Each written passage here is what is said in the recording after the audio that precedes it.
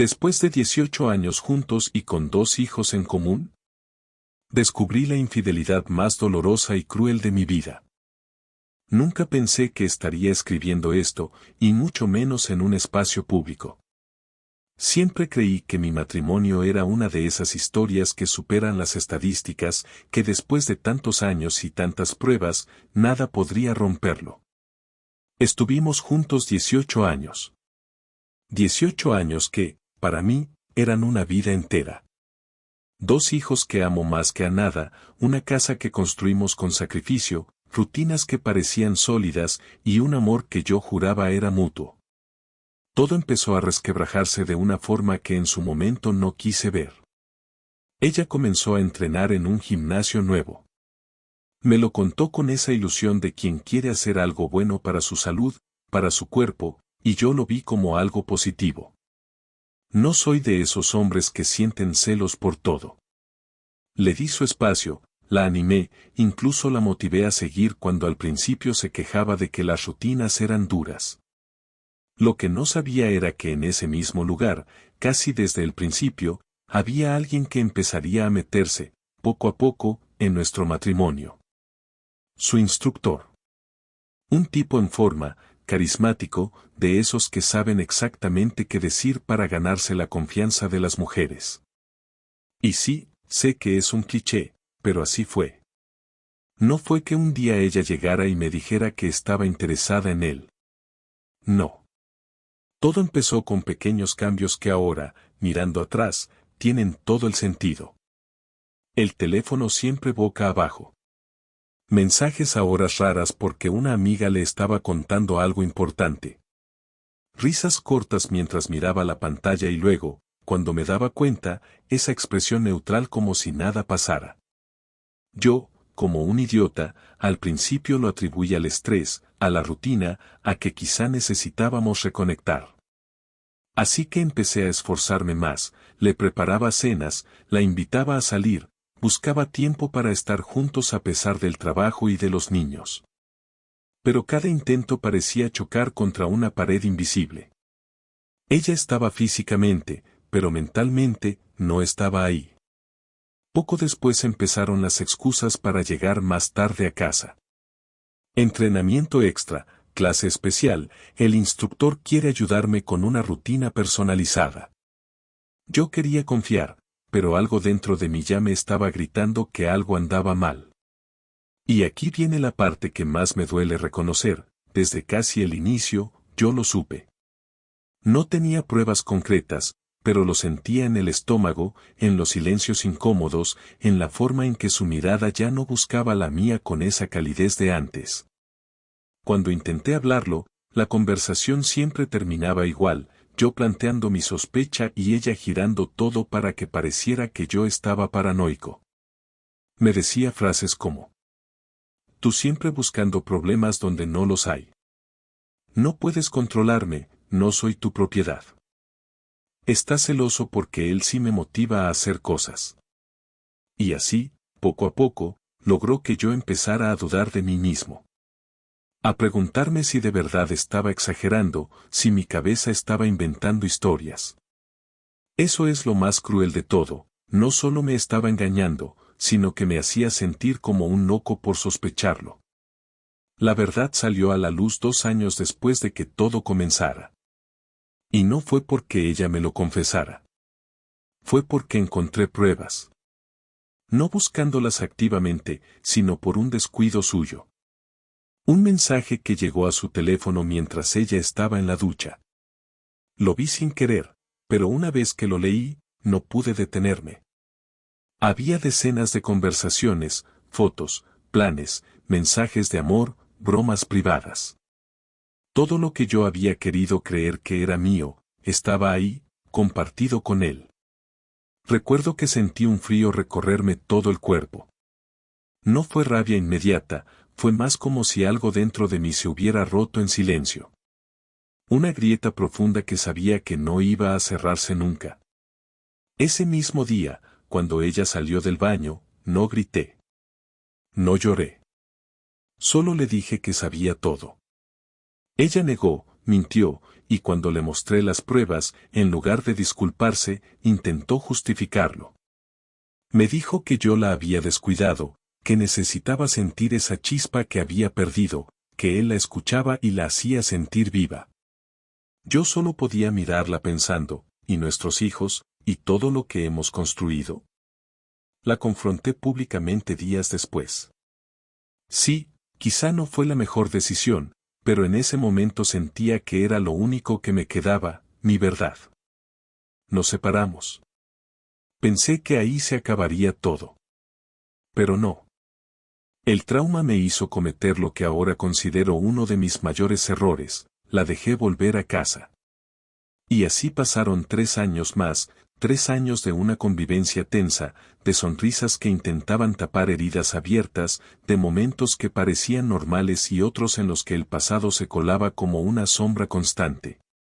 Cuando ella volvió a la casa, fue como si nada de lo que había pasado antes se hubiera resuelto de verdad. No hubo una conversación profunda, no hubo un cierre emocional, no hubo un perdón real. Solo hubo un acuerdo tácito, volvemos, por los niños. Esa frase fue nuestra excusa, nuestro refugio y también nuestra condena. La primera semana después de su regreso fue extraña. Los niños estaban felices, yo estaba en un estado raro, como anestesiado, y ella parecía intentar demostrar que todo estaba bien. Cocinaba, sonreía, me preguntaba cosas del trabajo. Era como si quisiera que creyera que podíamos volver al punto anterior a todo, como si no existieran las noches en las que se escapaba con él, los mensajes que le escribía mientras yo dormía. Los besos y las caricias que no eran para mí. Pero yo sí lo recordaba. Lo recordaba cada vez que me levantaba a las 3 de la mañana y la veía durmiendo a mi lado, preguntándome con quién estaría soñando. Lo recordaba cada vez que sonaba su teléfono y lo tomaba antes de que yo pudiera ver la pantalla. Lo recordaba cada vez que se arreglaba más de la cuenta para ir de compras o salir a caminar. Lo peor no era la desconfianza, lo peor era que, por momentos, me convencía de que tal vez sí podíamos recomponernos. Había días buenos, muy buenos incluso. Reíamos con los niños, cocinábamos juntos, salíamos a pasear. Y en esos momentos, yo me aferraba a la idea de que todo ese dolor no había sido en vano. Pero después, cualquier gesto, cualquier detalle mínimo, me devolvía a la realidad, no confiaba en ella. El problema de vivir así es que uno empieza a moldear su propia personalidad para adaptarse al terreno minado. Yo dejé de hacer comentarios, dejé de preguntar, dejé de reclamar. Me convertí en un fantasma dentro de mi propio matrimonio, evitando cualquier conflicto para que las cosas se mantuvieran estables. Y esa paz se sentía como estar atado de pies y manos, esperando que un día explotara otra bomba. Ella, por su parte, intentaba mostrarse reformada. Ya no salía tanto sola, evitaba temas que pudieran llevarnos a recordar el pasado, y a veces incluso parecía sobrecompensar con detalles. Me preparaba el café justo como me gustaba. Me compraba algo que había visto en una tienda, me abrazaba más seguido. Y aunque parte de mí quería creer que era sincera, otra parte sabía que esos gestos no borraban lo que ya estaba hecho. Con el tiempo, empecé a notar las grietas. No eran tan obvias como antes, pero estaban ahí. Un comentario despectivo cuando estaba de mal humor. Estás exagerando cuando yo intentaba hablar de algo que me incomodaba. Esas pequeñas actitudes que me recordaban que, por mucho que quisiera, no éramos los mismos. Lo más difícil de esos 3 años fue lidiar con la culpa. Porque, aunque en teoría yo era la víctima, había momentos en los que me sentía el culpable. Me decía a mí mismo que ella estaba haciendo el esfuerzo, que estábamos arreglados, que si yo decidía irme ahora sería como traicionar ese intento. Sentía que, si me marchaba, la gente diría que fue por mi decisión y no por lo que ella hizo. Esa culpa se volvió un peso insoportable. Y lo más irónico es que ella, en lugar de aliviarla, a veces la alimentaba. Comentarios como yo ya cambié, ahora eres tú el que no está poniendo de su parte o cuánto tiempo más me vas a castigar por lo mismo, me hacían sentir como si fuera yo quien estaba fallando. No fue un día en particular, ni una pelea, lo que me hizo abrir los ojos. Fue un cúmulo de momentos, mirarla y no reconocer a la mujer de la que me enamoré, sentir que mi presencia ya no era un acto de amor, sino una obligación, darme cuenta de que, aunque estábamos juntos físicamente, emocionalmente yo había estado solo durante años. Ahora, después de todo este tiempo, estoy en un punto en el que ya no quiero seguir así. Ella cree que todavía hay algo que salvar, pero yo sé que no. Sé que, si sigo, solo me voy a seguir apagando. Y lo más jodido es que todavía siento culpa, como si querer recuperar mi paz fuera un acto egoísta. El día que encontré la prueba definitiva fue uno de esos momentos que se quedan grabados como una fotografía en la memoria. No fue una escena de película con gritos y discusiones, fue algo mucho más silencioso, y por eso más devastador.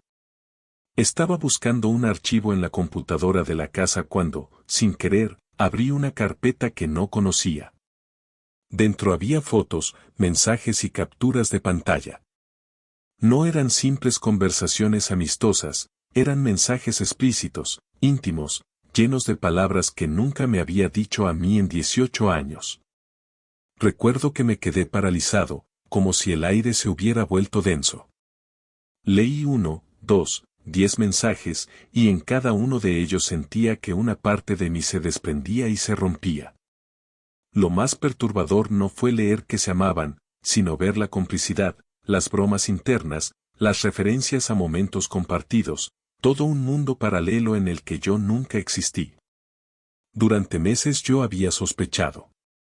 No porque quisiera desconfiar, sino porque había señales que solo un ciego podría ignorar, llegadas tarde sin explicación, un nuevo interés obsesivo por ir al gimnasio. La manera en que se maquillaba y arreglaba solo para esas sesiones de entrenamiento, la forma en que escondía el teléfono cuando me acercaba. Cada vez que la confrontaba, se victimizaba, lloraba, me decía que yo estaba paranoico, que veía fantasmas donde no había nada. Y yo me lo creía. O al menos intentaba creerlo, porque era más fácil que aceptar la realidad. Pero ahí estaba la evidencia, cruda, indiscutible. Un chat donde hablaban de los lugares en los que se habían visto a mis espaldas, fotos de ellos juntos, mensajes en los que se reían de mí. Esa parte fue la que más me destrozó, leer cómo se burlaban de mí, como yo era el pesado que no entendía nada, el que no se enteraba de lo que pasaba. Sentí vergüenza, rabia, humillación. No reaccioné de inmediato. Cerré la computadora, me encerré en el baño y me miré al espejo. Tenía la cara roja, los ojos vidriosos. No lloré. No podía. Era como si todo mi sistema emocional se hubiera apagado. Lo único que pensé fue, así que era verdad, todo este tiempo tenía razón. Cuando la confronté, ya no había lugar para negaciones. Se quedó en silencio, y después, como si nada, me soltó un sí, pasó, pero no es lo que piensas. Esa frase absurda, ese intento de minimizar lo evidente, me hizo perder el control. Le dije que no quería escuchar excusas, que no me interesaban sus matices. Y ahí comenzó el juego de manipulación más cruel que he vivido. Me decía que él era solo una distracción, que en realidad siempre me había amado a mí, que yo había estado distante, que la rutina nos había matado. Me lanzaba frases diseñadas para culparme, si hubieras sido más atento, si hubieras notado que estaba mal, si no hubieras trabajado tanto. Y yo, que ya venía desgastado por meses de dudas, terminé por cuestionarme si, de alguna forma, yo había empujado todo esto. Mis hijos, ellos fueron la razón por la que no exploté todo en ese momento.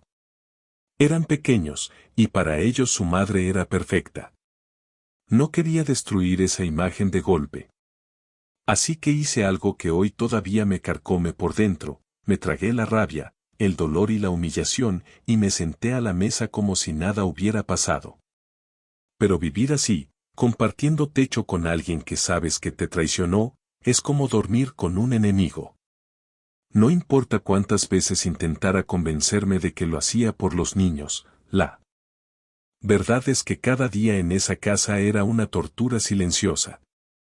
No podía mirarla sin recordar esas fotos, esos mensajes, esas burlas. No podía abrazarla sin sentir que estaba tocando a una extraña. Y lo peor es que ella actuaba como si el simple hecho de haber confesado borrara todo. Nunca hubo un verdadero arrepentimiento, nunca me buscó para hablar de lo que pasó en profundidad. En cambio, su estrategia era hacer como si el pasado estuviera muerto, como si yo fuera un exagerado por no superarlo. 3 años así fueron suficientes para dejarme vacío. Afuera, para la familia y los amigos, éramos una pareja que había superado una crisis. Por dentro, éramos dos extraños criando hijos bajo el mismo techo, fingiendo que todo estaba bien para no enfrentar la incomodidad de la verdad. Y esa es la parte que la gente no entiende: cuando vives así, la herida no sana, se infecta. Y cada día que pasa, la infección avanza, aunque por fuera la piel parezca intacta. Los días siguientes a descubrir su traición fueron una especie de limbo emocional.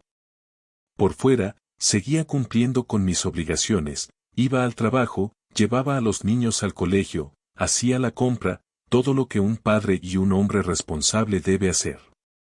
Por dentro, cada acción estaba impregnada de un sabor amargo, como si todo se hubiera vuelto mecánico.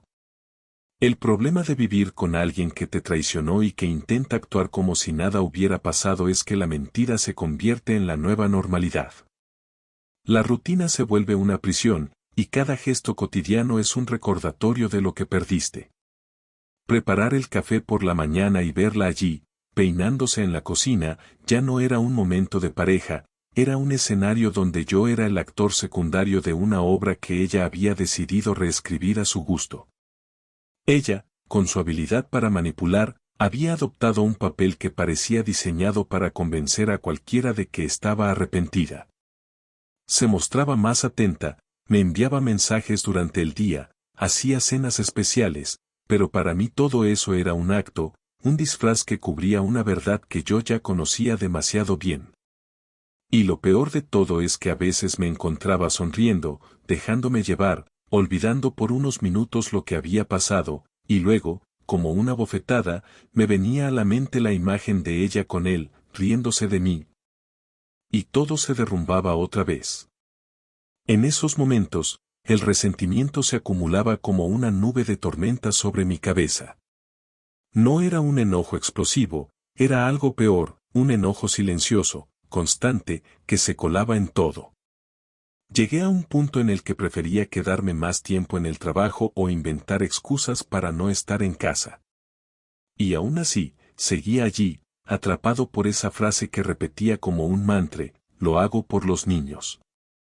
Mis hijos, ellos no tenían culpa de nada, y para ellos yo era el papá que siempre estaba ahí. No quería ser el padre que se va y deja un hueco en sus vidas. Pero cada vez que los veía abrazar a su madre, parte de mí sentía que les estaba mintiendo al mantener esta farsa. Sabía que tarde o temprano descubrirían la verdad, porque esas cosas se filtran, aunque uno intente protegerlos. Hubo un día que me marcó especialmente. Fue un domingo por la tarde, estábamos todos en el salón viendo una película. Yo estaba en un extremo del sofá, ella en el otro, y en medio estaban nuestros hijos. A simple vista, era una postal familiar perfecta, pero yo estaba ahí sentado pensando en cómo demonios había terminado viviendo con una mujer que me había destrozado la confianza.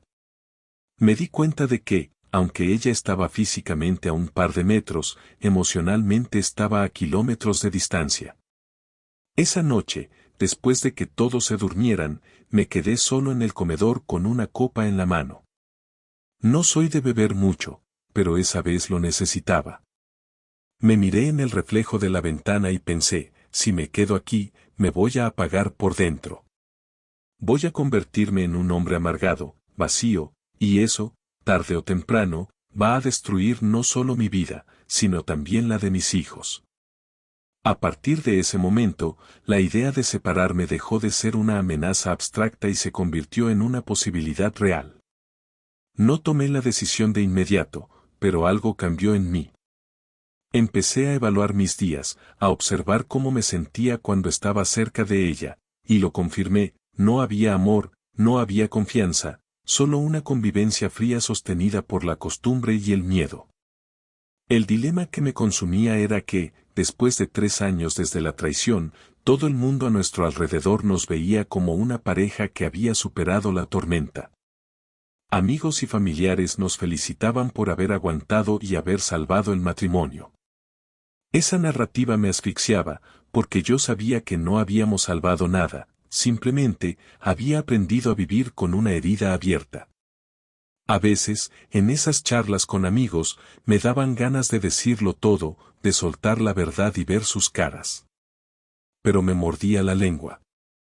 No porque quisiera protegerla a ella, sino porque no quería poner a mis hijos en el centro de un escándalo. Así que me tragaba las palabras, y cada vez que lo hacía, sentía que me tragaba también un poco más de mí mismo. La gota que colmó el vaso no fue una gran pelea ni un nuevo engaño, fue algo mucho más simple. Una tarde, mientras hablábamos sobre unas vacaciones familiares, ella hizo un comentario que me heló: podemos ir al gimnasio del hotel, así no pierdo el ritmo.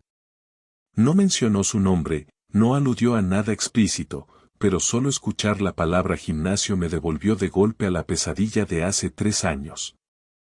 Me di cuenta de que no quería pasar el resto de mi vida sintiendo ese nudo en el estómago cada vez que una palabra, un lugar o un gesto me recordaran lo que había pasado. Esa noche, después de que los niños se durmieran, le dije que necesitábamos hablar. No levanté la voz, no la acusé de nada, simplemente le dije que ya no podía seguir, que no tenía sentido fingir que todo estaba bien cuando no lo estaba. Ella me miró como si no lo entendiera, como si no pudiera procesar que el hombre que había aguantado tanto estuviera diciendo basta.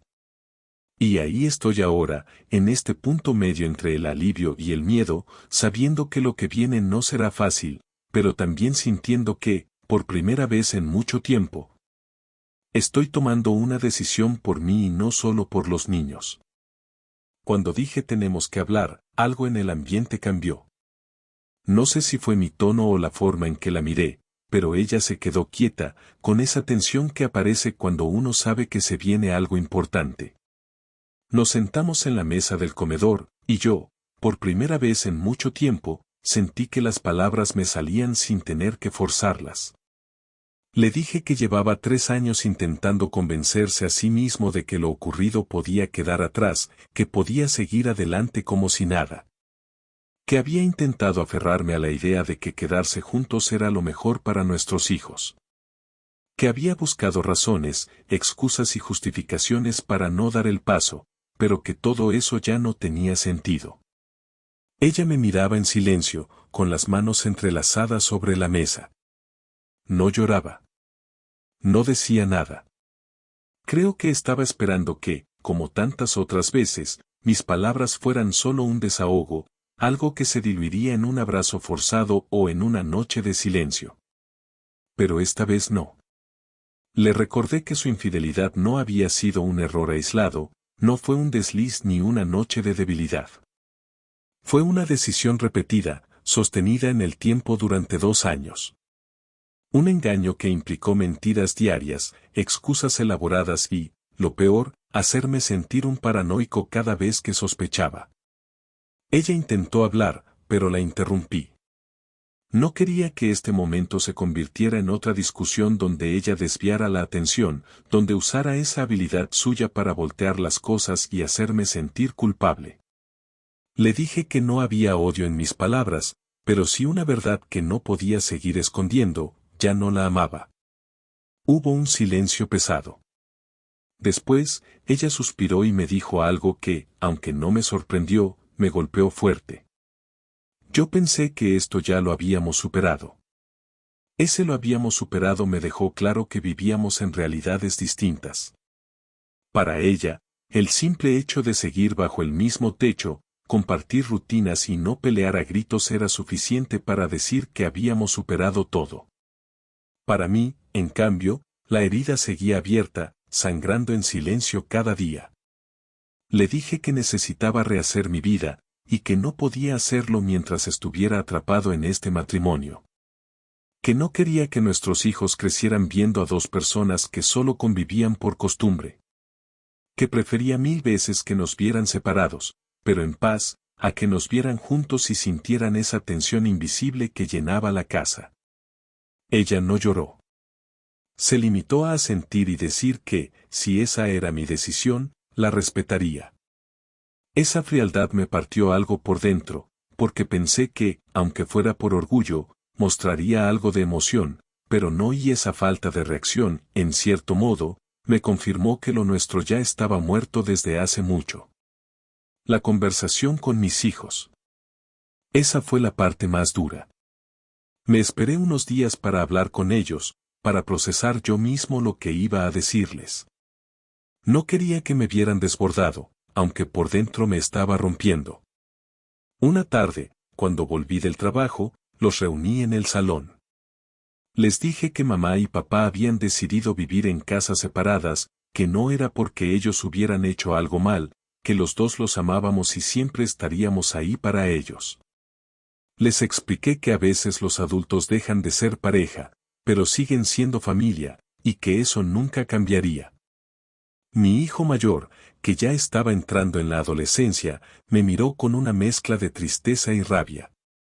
No dijo nada, pero vi en sus ojos que entendía más de lo que quería aparentar. El pequeño empezó a llorar y me abrazó con fuerza, preguntando por qué no podíamos seguir viviendo juntos. No tuve respuestas que pudieran consolarlo del todo. Esa noche no dormí. Sentí que les estaba quitando la seguridad de su hogar, pero también sabía que seguir en esa mentira era peor. El inicio de la reconstrucción. El primer mes después de separarnos fue una montaña rusa. Había días en los que me sentía liberado, como si hubiera recuperado el control de mi vida. Otros días me sentía vacío, con una nostalgia que me apretaba el pecho. No extrañaba a ella como pareja, pero sí extrañaba la idea de una familia completa, las rutinas que habíamos construido, incluso las pequeñas cosas que ahora eran solo recuerdos. Hubo noches en las que me encontré revisando fotos antiguas, preguntándome en qué momento exacto se rompió todo. Me di cuenta de que, en realidad, no fue de un día para otro, fueron años de distancias invisibles, de conversaciones evitadas, de sentimientos guardados bajo la alfombra. La infidelidad fue el golpe final, pero las grietas ya estaban allí mucho antes. Empecé a ir a terapia. No para superarla a ella, sino para entenderme a mí mismo. El terapeuta me dijo algo que se me quedó grabado. No puedes sanar en el mismo lugar donde te rompiste. Eso me hizo entender que mi culpa por separarme no tenía sentido. No estaba rompiendo algo que funcionaba, estaba dejando ir algo que llevaba roto mucho tiempo. Volver a vivir para mí. Poco a poco, recuperé cosas que había olvidado que me gustaban. Volví a salir a correr, retomé la fotografía, empecé a viajar con mis hijos solo yo. Aprendí a disfrutar de los silencios sin que se sintieran incómodos.